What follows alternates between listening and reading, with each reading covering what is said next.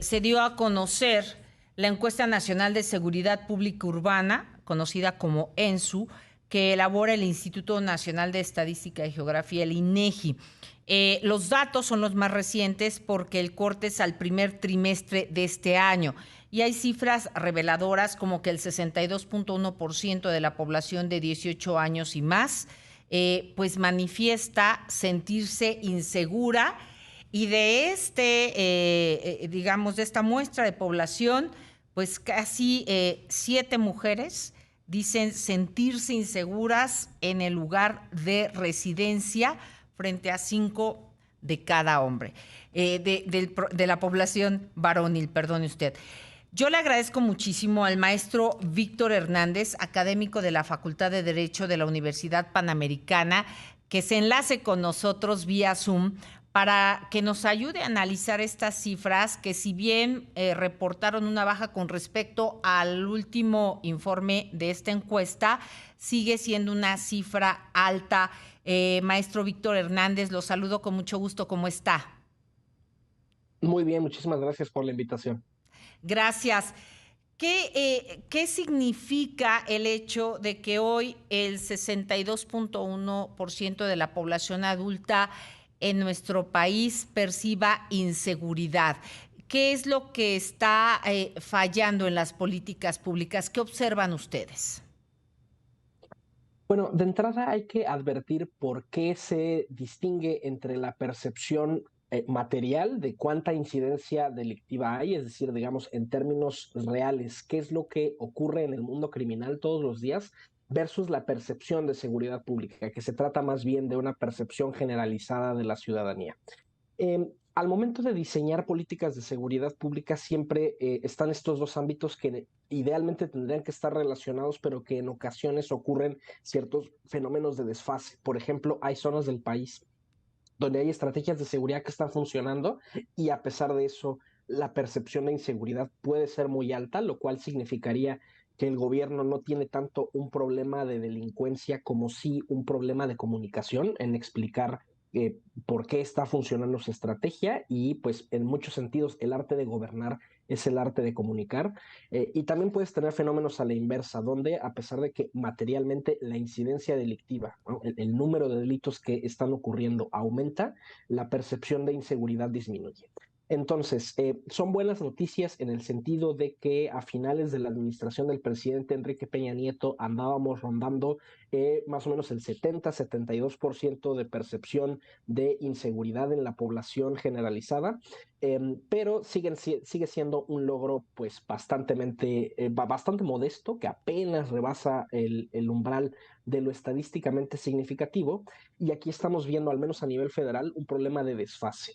Eh, Sí, ok, estamos hablando de que 6 de cada 10 mexicanos perciben inseguridad en su entorno, que es muchísimo, estamos hablando de más de 1 de cada 2 mexicanos, pero además en términos materiales de incidencia delictiva, la realidad es que estamos viviendo pues un fracaso de la estrategia de seguridad muy similar al que tuvo Enrique Peña y al que tuvo Felipe Calderón, dado que el presidente ha repetido la misma estrategia militarizada, federalizada, ¿no? Donde el presupuesto se va específicamente a corporaciones federales como el ejército, en lugar de apoyar a las policías locales, pues lo que vemos son los mismos resultados, ¿no? Y esto ocurre en el ámbito científico del conocimiento. Si tú haces la misma medida o el mismo experimento, lo que vas a obtener son exactamente los mismos resultados. Estamos estancados en nuestros homicidios. De hecho, hay una correlación ampliamente demostrada estadísticamente entre el despliegue militar y el incremento de los homicidios. Estamos teniendo también una crisis sin precedentes de violaciones a derechos humanos, sobre todo desde que el ejército se ha dedicado a hacer labores de patrulla fronteriza. Entonces, a ver, es de celebrarse el que haya disminuciones en la percepción de inseguridad, pero materialmente estamos estancados y tenemos regiones prácticamente ingobernables del país, como es Guanajuato, como es Tamaulipas. Entonces, en realidad, hay poco que celebrar. De hecho, esta encuesta reveló que el estado de Zacatecas tiene a las dos ciudades con mayor sensación de inseguridad entre sus habitantes: Fresnillo con el 96% y la capital con el 94.3%, y es que esto sí iría de la mano, maestro, con las noticias que se dan a conocer cuando hay levantados, asesinados, cuando hay intervención del ejército, y que esto se va reflejando, como usted dice, en otras entidades.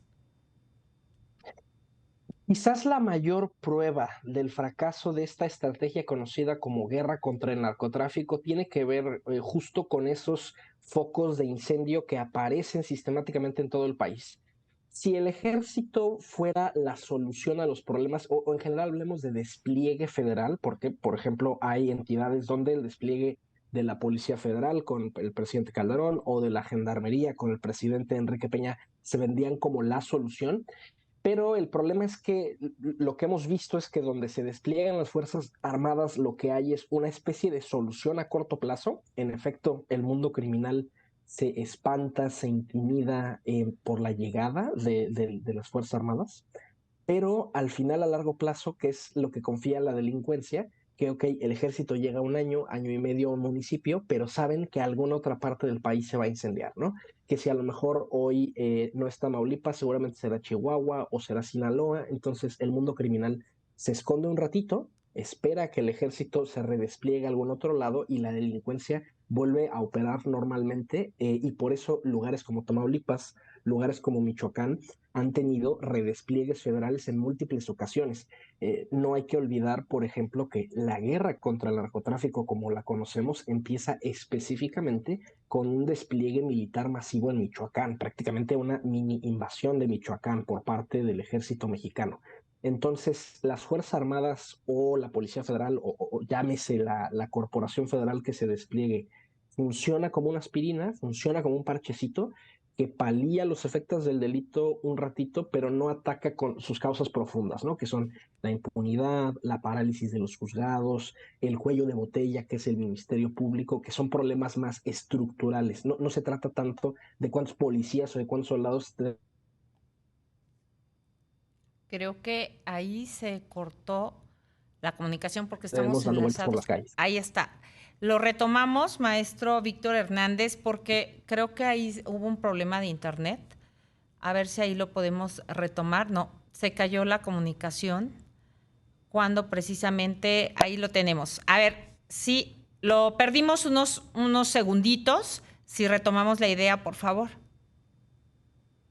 Claro, con mucho gusto. Las Fuerzas Armadas, Sí. digamos, la estrategia federal, como la hemos vivido hasta el día de hoy, tiene este problema y es que funciona como una aspirina, ¿no? Como un pequeño paliativo cuando llega el ejército o llega la Policía Federal, hace que el mundo criminal se tranquilice por un momento en la entidad donde se despliega, pero al final, como pues tenemos diferentes incendios y diferentes brotes en otras partes del país, ¿qué es lo que ocurre? A lo mejor ante el despliegue de las Fuerzas Armadas, el mundo criminal se porta bien un año y medio en lo que está desplegado el ejército, pero si después se incendia Michoacán o se incendia Sinaloa o se incendia Chihuahua, pues ese personal federal se tiene que redesplegar.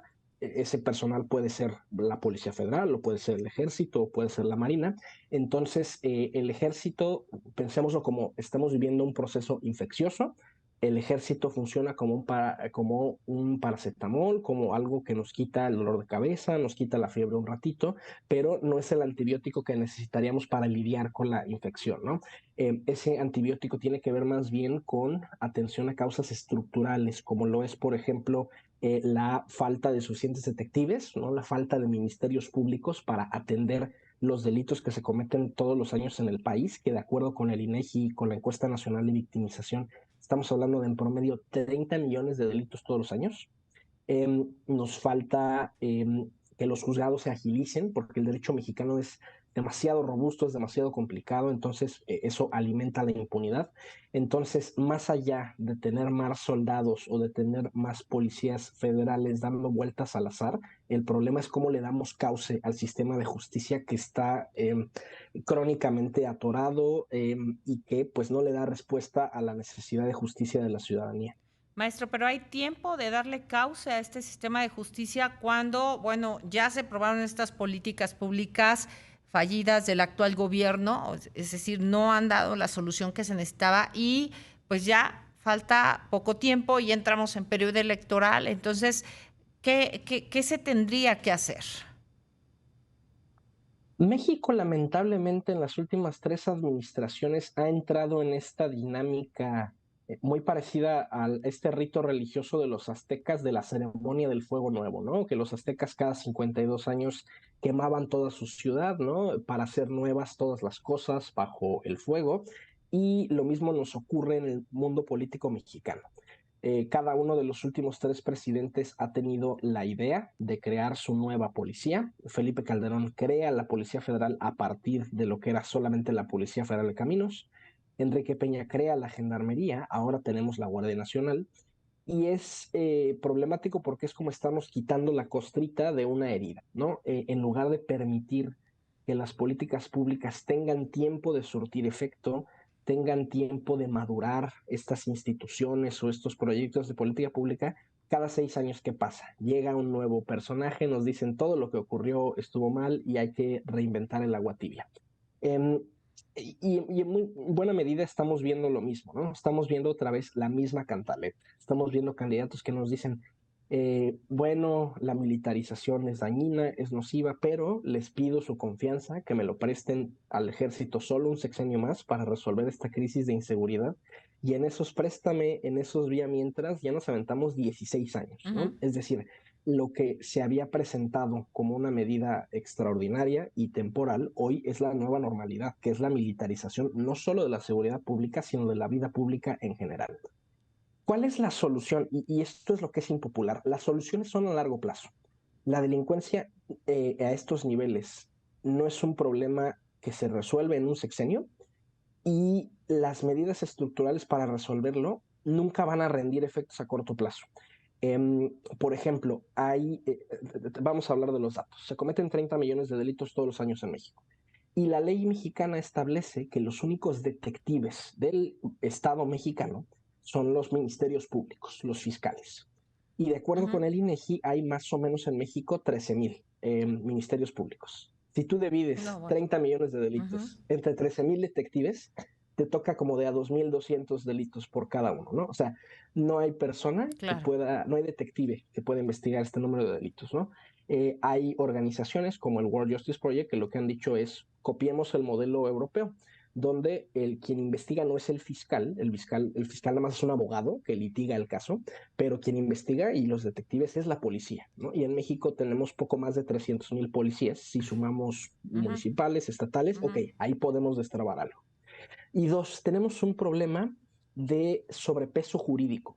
Si tú abres una carpeta de investigación, ¿no? Pues te vas a encontrar que los abogados escriben en el género literario del mamotreto, ¿no? Que son estas carpetas ilegibles, súper complicadas, con juicios larguísimos, cuando por ejemplo en los Estados Unidos los juicios suelen durar entre 8 y 12 semanas, ¿no? Entonces necesitamos poner a dieta al sistema jurídico mexicano porque Sí, tenemos un montón de normas, reglamentos, bandos de buen gobierno, eh, que pues de nada sirven, ¿no? claro. La famosa frase romana de es preferible una ciudad donde las leyes sí se cumplen a una ciudad con leyes muy buenas, pero que nunca Pero tienen quedan. ningún tipo de aplicabilidad. Pues yo le agradezco, maestro Víctor Hernández, que como académico de la Facultad de Derecho de la Universidad Panamericana nos abre el panorama sobre este nuevo reporte del INEGI y si nos comparte, por favor, las redes sociales donde lo podamos seguir y seguir los análisis que ustedes hacen en la UP. Con mucho gusto, en mi Twitter, @arbitrus1805 y en los canales institucionales de la Universidad Panamericana. Muchísimas gracias. Hasta luego y muy buenas noches. Hasta luego. Gracias.